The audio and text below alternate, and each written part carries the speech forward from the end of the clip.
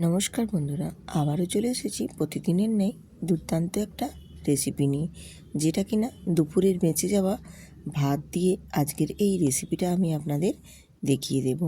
এটা এতটাই টেস্টফুল হয় খেতে, আপনারা একবার বানিয়ে দেখবেন, ভীষণ ভালো। এবং এছাড়া এটা বাচ্চা থেকে বড় সবাই কিন্তু ভীষণ পছন্দ করবে। দুপুরের এই বাসি ভাত ফেলে না দিয়ে সন্ধ্যের স্ন্যাক্স হিসেবে বা সন্ধ্যেতে টিফিন হিসেবেও কিন্তু বানিয়ে নিতে পারবেন। আমি রূপা ব্লগস উইথ রূপা চ্যানেলে আপনাদের সবাইকে স্বাগত জানিয়ে আজকের রেসিপি শুরু করে দিলাম। আমি একটা মিক্সিং জারের মধ্যে এক বাটি ভাত আর 3 থেকে 4 টুকরো আদা নিয়ে খুব ভালো আমি মিহি একটা পেস্ট বানিয়ে নিয়েছি। ওই ভাতটা কিন্তু একটু অল্প জল দিয়ে মিক্সিতে 2-1 বার ঘুরিয়ে নিলেই ভীষণ মিহিভাবে একটা পেস্ট তৈরি হয়ে যাবে। এবারে আমি একটা মিক্সিং বোল নিয়েছি, ওর মধ্যেই আমি ভাতটা ঢেলে দিয়েছি। ভাতের যে আমি ব্যাটারটা রেডি করেছি মিক্সিতে, সেটা আমি দিয়ে দিয়েছি। আর মিক্সিটা ধুয়েও এখানে 1 কাপ জল অ্যাড করে দিয়েছি। আর দিয়েছি স্বাদ মতো লবণ, আর দিয়েছি এখানে গোলমরিচের গুঁড়ো। তো অবশ্য এই রেসিপিতে একটু গোলমরিচের গুঁড়োটা বেশি দিলেই ভালো লাগে খেতে। আর এখানে দিয়ে দিয়েছি একটা ম্যাগির মশলা, কারণ বাচ্চাদের কিন্তু ম্যাগির প্রতি একটি খুব বেশি আকর্ষণ একটা আছে, তার জন্য ম্যাগির মশলাটা দিলাম। তার কারণ ম্যাগির যে একটা ফ্লেভার থাকে মশলার, সেটা কিন্তু বাচ্চারা ভীষণ ভালোবাসে, তার জন্য এখানে আমি ম্যাগির মশলাটা অ্যাড করেছি।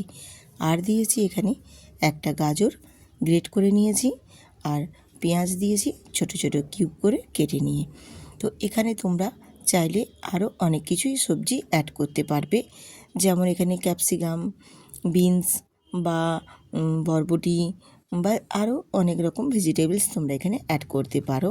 তো আমি এখানে শুধু গাজর আর পেঁয়াজ দিয়ে করছি।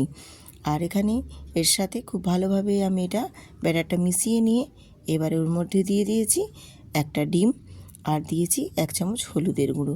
হলুদের গুঁড়োটা দিয়েছি তার কারণ কালারটা বেশ সুন্দর আসবে আর দেখতে ভারী সুন্দর লাগবে, এই জন্যই আমি এখানে হলুদটা অ্যাড করেছি। তো দিয়ে খুব ভালো মতো এটা ফেটিয়ে আমি খুব সুন্দর একটা ব্যাটার রেডি করে নেব। তো ব্যাটারের থিকনেসটা কিন্তু কীরকম রাখবে আমি সেটা দেখিয়ে দিচ্ছি। দেখো, খুব পাতলাও হবে না, আবার খুব ঘনও হবে না। ঘন হলে ঠিক আছে, কিন্তু পাতলা একদমই করবে না, যেহেতু এটা ভাত দিয়ে তৈরি হচ্ছে, তার জন্য ব্যাটারটা একদমই পাতলা করা যাবে না। দিয়ে আমি এবারে ব্যাটারটা একটু সাইড করে রেখে দিলাম। রেখে দিয়ে এরপর চলে এসেছি গ্যাসেতে একটা আমি তাওয়া বসিয়ে দিয়েছি। ননস্টিক তাওয়া বসিয়ে দিয়ে একটু তেল ব্রাশ করে নিয়ে ওই ব্যাটারটা এখানে আমি দিয়ে দেব 1.5 হাতা।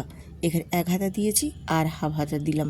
দিয়ে আমি হাতাটা দিয়েই গোল করে একটু ঘুরিয়ে একটু গোল শেপ দিয়ে দেব। দিয়ে একটু ওপরটা ড্রাই হয়ে আসা পর্যন্ত অপেক্ষা করব।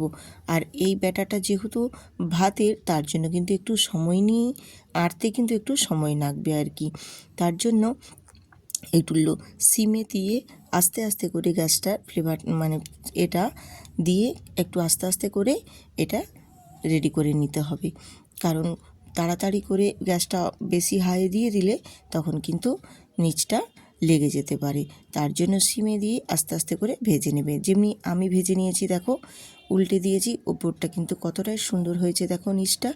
আবার আমি উল্টে দিলাম, ওপরটাও দেখো কত সুন্দর হয়েছে। এবার আমি ওপর থেকে একটু তেল ব্রাশ করে দেব। তোমরা চাইলে তেল ব্রাশ করতেও পারো, আবার নাও করতে পারো। ওপর থেকে প্রথমেই একবার তেল ব্রাশ করে দিলেই তাতেই কিন্তু ভীষণ সুন্দরভাবে হয়ে যাবে।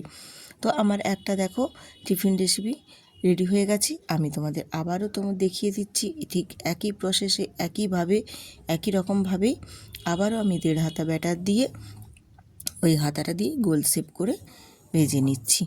উপরটা যখন ড্রাই হয়ে আসবে তখন আবার উল্টে দিতে হবে, দিয়ে একটু তেল ব্রাশ করে বেশ সুন্দর করে ভেজে নিতে হবে। তাহলে টিফিন রেসিপিগুলো দেখতেও বেশ ভালো লাগবে আর খেতেও ভারী সুন্দর লাগবে। এরকমভাবে আমি সমস্ত টিফিন রেসিপিগুলো রেডি করে নিয়েছি।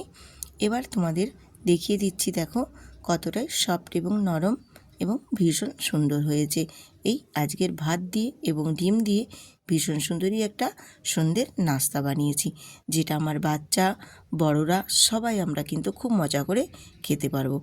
এতটাই সফট এবং নরম হয়েছে, তোমাদের দেখিয়ে দিচ্ছি। দেখো বন্ধুরা, ভীষণ নরম এবং তুলতুলে একদম আর ভীষণ সফটও হয়েছে। তোমাদের কেটেও আমি একটা দেখিয়ে দেব প্রত্যেকটা টিফিন আমি কিভাবে বানিয়েছি, একটু কেটেও তোমাদের আমি দেখিয়ে দেব। আজকের রেসিপি কেমন হলো বন্ধুরা একটু কমেন্ট করে কিন্তু জানাতে ভুলবেন না। আর যদি ভালো লেগে থাকে তোমাদের, তাহলে একটু বন্ধুদের সাথে শেয়ার করে আমার ভিডিওটিতে একটি লাইক দিয়ে একটি সুন্দর করে কমেন্ট করে দেবেন। আজকে এই পর্যন্তই, আবার আসবো আরেকটা নতুন রেসিপি নিয়ে। ততক্ষণ সবাই সুস্থ থাকবেন, ভালো থাকবেন। আর যেসব বন্ধুরা আমার আজকের ভিডিওটিতে নতুন ভিজিট করেছেন, তারা কিন্তু প্লিজ সাবস্ক্রাইব করে বেল আইকনটি প্রেস করে দেবে, তাহলে নিত্য নতুন রেসিপি দেওয়া মাত্রই সবার আগে পৌঁছে যাবে। আবার আসবো, আজ এই পর্যন্তই, টাটা।